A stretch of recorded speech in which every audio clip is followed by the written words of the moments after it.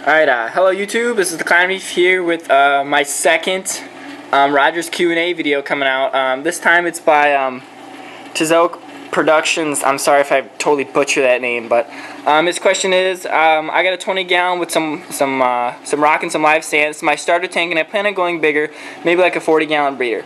So my question is there a certain way to move the sand over when I get a bigger tank that avoids losing a lot of life in the sand bed? First of all, thank you for sending in the question. I appreciate it, and thank you for supporting the series. Moving sand, I know if you go to a lot of like New York Stilo videos and he says, oh, I want to make a bigger tank, he says scratch the sand. I didn't do this when I switched from my 10 gallon to the 30 gallon, and I had no problem whatsoever. I didn't have any, ammonia spikes or sulfide spots or anything, but I'll show you what I did.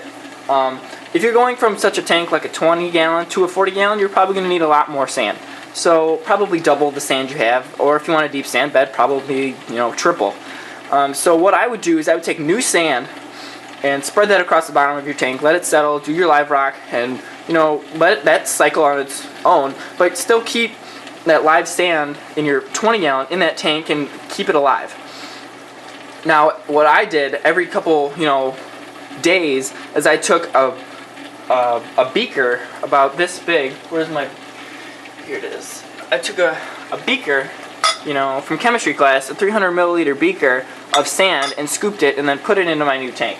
So over the course of, a month or so, I eliminated all the sand in my 10 gallon tank and actually transferred it over here. It was a very slow process. I actually originally had 3 bags of new sand that I used to put down first, put all the live rock in, started the cycle, got the thing all stabilized, kicking and going, and then I started adding these cups of sand. Now, since I'm only taking that top, okay, I'll show you how this works. I have a deep sand bed, I followed New York Steelers and Vice and went with the deep sand bed. It goes from, here to down here. So it's a good 4-inch deep sand bed, at its deepest. It kind of narrows out over here. But I established a deep sand bed before I added the new sand, and then that way I have like the deep bacteria, and then I have the upper top bacteria. And by taking such a small amount of sand and spreading it across the top, I'm not killing any of that life that I took from my other tank. So I took that beaker of new sand from my old tank, and which was on the top of the substrate. So I scooped that up and put it on the top of this substrate. So since this substrate's already kicking and going, adding more top substrate to an already topped off sand bed, I didn't lose any life. And then since I did it so slowly over the course of a month and a half, I think, I got I added about another inch or so to my sand bed. So I didn't have any spikes in anything. Nothing died. My sand bed was fine.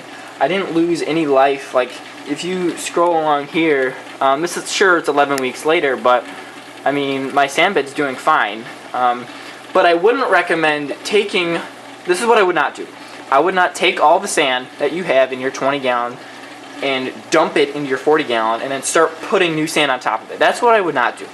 I would take new sand, put that in the bottom of your brand new tank, let that all settle, culture, develop into a substrate, and then add your old sand on top of it to aid in culturing.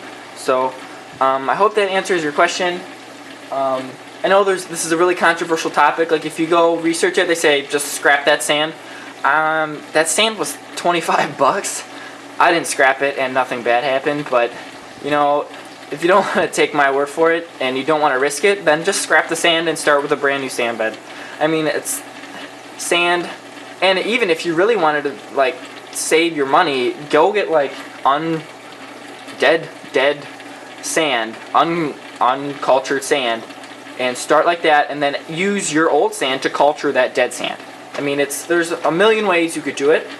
Probably not a million. There's a couple ways you could do it. Sorry for my exaggeration. There's a couple ways you could do it, but the way that worked for me was starting from scratch and then adding my old sand bed on top. But yeah, that's what worked for me. So thank you. I'm just going to say TizocProductions for sending in your question. Make sure you guys check out his channel. He's got a nice little clownfish build in his 20 gallon. Yeah. He's got nice 2 little clowns. And make sure you guys go give him a sub and a like and a comment. And I thank you guys for watching. I know this is a new series, so if you guys have to send in your own question, or you want me to you can send in a random question. Like, doesn't have to be fish tank related. It could be like a review video. Like, it can be anything you want. You can send it in with a message. Please message it to my YouTube private message and say Roger's Q&A, and I'll put out a video just like this, just for you and your channel and your comment and your question. So thanks guys for watching, and thank you TizocProductions for sending in that question again. I want to get this series like rolling, and I want it to be a regular thing. So send in any questions or whatever you want, and I'll answer it and put it out and promote you. So that being said, I'll see you guys later. Happy reefing.